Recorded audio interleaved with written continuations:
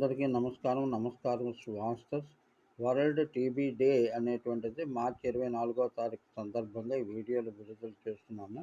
వ్యాధిపై విజయం అసాధ్యమేనా? సాధ్యమేనా? రెండిటికి సాధ్యమేగా. ఎప్పుడు సాధ్యమవుతుంది? దీక్షతో ఉంటే, హైజీనిక్గా ఉంటే, దాని గురించి కృషి చేస్తే.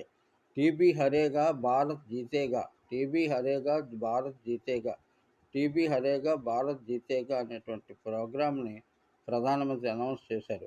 టీబీ ముక్త భారత్ ప్రపంచ ఆరోగ్యంలో భారతే ఆశాకిరణం. అంటే భారతదేశం యొక్క ఆరోగ్యం బాగుంటే, ప్రజల యొక్క ఆరోగ్యం బాగుంటే ప్రపంచ ఆరోగ్యంలో మంచి సుస్థిర స్థానం ఏర్పడుతుంది అనేటువంటిది దీని యొక్క లక్ష్యం.